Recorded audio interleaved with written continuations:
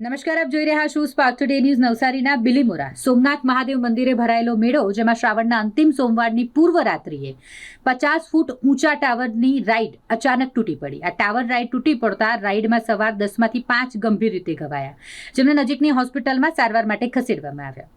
Ride ઓપરેટરની ગંભીર હાલત હોવાથી તેને સુરતની ખાનગી હોસ્પિટલમાં રેફર કરવામાં આવ્યો છે. 50 ફૂટ ઊંચા ટાવર સમાન લોખંડના પિલર પર ઉપર નીચે થતી એડવેન્ચર રાઈડ, જે ટાવર રાઈડ તરીકે ઓળખાય છે, જે ઉપર ગયા બાદ નીચે ઉતરતી વખતે રાઈડનો કેબલ તૂટી પડતા સ્પીડમાં નીચે પટકાઈ અને જેના કારણે અફરાતફરી મચી ગઈ. 2 મહિલા, 2 બાળકો અને રાઈડ ઓપરેટર ગંભીર રીતે ઘવાયા છે. તેમને હોસ્પિટલમાં સારવાર અર્થે ખસેડવામાં આવ્યા છે. ફાયરની ટીમ, પોલીસ વિભાગ તાત્કાલિક ઘટના સ્થળે પહોંચી ગયું હતું અને તમામ જે મેળામાં ચાલતી રાઈડો છે તેને પોલીસ દ્વારા તાત્કાલિક બંધ કરાવી દેવામાં આવી.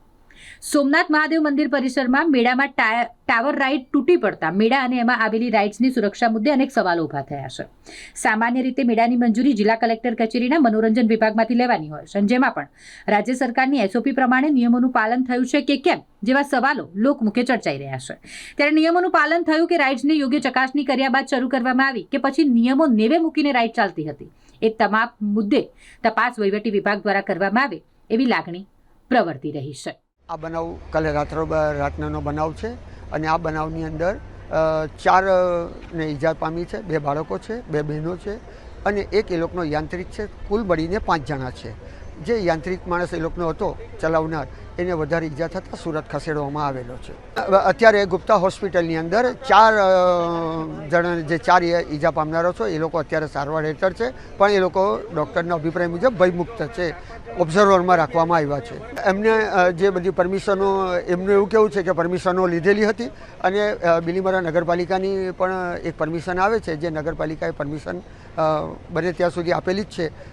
અને અમે અમારા અધિકારીને કીધું છે કે ભાઈ આ પરમિશનમાં જો કોઈ ચૂક થઈ ગયો હોય તો એમની સામે પગલાં લેવાવા જોઈએ, એવી અમે અમારા અધિકારીઓને જાણ કરી. હવે અમે તો બધું કામ પતાવીને ઘરે જમવા ગયેલા ને હું પોતે અનાવલ જતો હતો, પાછો રિટર્ન થઈને આવ્યો તો અહીંયા કોઈ લાઇટ ને બધું બંધ થઈ ગયેલું હતું.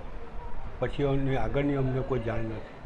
હવે વાતાવરણ અમે જે એ લોકો પાસે માગેલું કે કમ્પ્લીશન એનઓસી, તે અમને એ લોકો, અમે ગ્રાઉન્ડને પરમિશન અમે આપી કે આ ગ્રાઉન્ડ વાપરવાનું અમારી શરતો મુજબ, ને તે પ્રમાણે એ લોકો પાસે પાલન કરાવેલું ને અમને લાઇસન્સ એ લોકો બતાવ્યા પછી આ ચકડોળ ચાલુ કરવામાં આવેલી. આપણે એન્જિનિયરિંગનું નામ તો એક્ઝેક્ટ ભૂલી ગયો છું, પણ હવે સુરેન્દ્રનગરનું છે એનું ટેન્ડર. ગવર્મેન્ટે જ આ બધું કરે છે. અમારે તો એમાં ખાલી ગ્રાઉન્ડે જ અમે આપીએ છીએ, એટલે ઝેરોક્સ મંગાવી છે. ફીસ જે લોકો જે મેળો કરે તે ટેન્ડર અમે તો ટેન્ડર આપી દઈએ એ લોકોને. ટેન્ડર એ લોકોનું પાસ થયા પછી એ લોકો અમારી પાસે અમે એ લોકોને રકમ જમા કરાવે જીએસટી સહિત, ને પછી એ લોકો જે કંઈ અમે ફી નક્કી કરી હોય તે પ્રમાણે એ લોકો પૈસા લેવાના રહે છે. અમારી એમ આયોજકોની જવાબદારી છે આ બધી, પણ અમે સોમનાથના એક વ્યક્તિ તરીકે, એક ટ્રસ્ટી તરીકે અમને એમ થાય કે નહીં આ ખોટું થાય, એટલે અમારે બી એ લોકોને માટે સહાનુભૂતિ છે. એ લોકોએ કરાવેલી. કીધું કે અમારું બધું થઈ ગયું ને આપણે એ લોકો ઓકેનું સર્ટિફિકેટ આપે, એનઓસી, એટલે તે આપી છે એ લોકો. અમે કાલે રાત્રે 9:50 બાજુ મેળામાં ગયા હતા. તો પહેલાં બોટમાં બેઠા, પછી બોટથી થોડીક વાર નીચે ઊભી રહ્યા, પછી ટિકિટ લઈને અમે જ્યાં ગોળ ફરવાની રાઈડમાં બેઠા ત્યાં થોડીક વાર વેઇટિંગ કરવા પડ્યું. વેઇટિંગમાં બેઠા થોડીક વાર, પછી ધીમે ધીમે રાઈડ ફરવાની ચાલુ થઈ. ઉપર ગયા, પછી ઉપર થોડીક વાર ઊભી રહીને ગોળ ફર્યા. ધીમે ધીમે નીચે આવતા તેમાં થોડુંક વચ્ચે આવીને અવાજ આવ્યો કે ખડખડનો અવાજ આવ્યો ને થોડીક વાર રાઈડ અટાઈ ગઈ. ગોળ ધીમે ધીમે થઈ ગઈ. ઉપર જોરમાં અચાનક નીચે પડી ગઈ ને જો નીચે પડ્યા તો થોડુંક એમ બધું દેખાતું ઓછું થઈ ગયેલું હતું ને માથામાં દુખતું હતું ને કમર દુખતી હતી.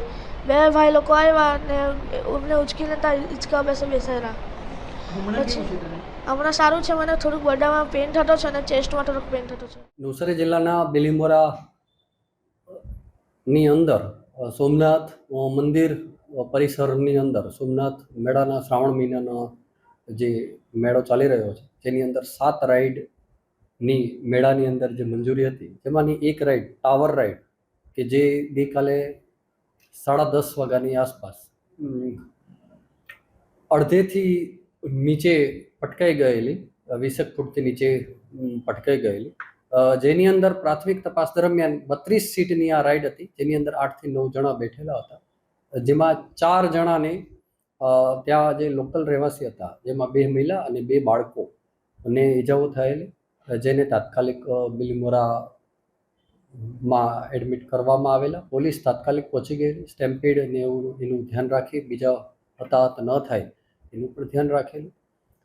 ઉપરાંત જેના ઓપરેટર જે હતો વાઘમારી ઋષિકેશ, કે જેને થોડી માથામાં ને એમાં ઈજાઓ થયેલી હતી, તેને પ્રાથમિક સારવાર આપી અને સુરત ખાતે રિફર કરવામાં આવેલો છે. હાલ પ્રાથમિક તપાસ ચાલુ છે.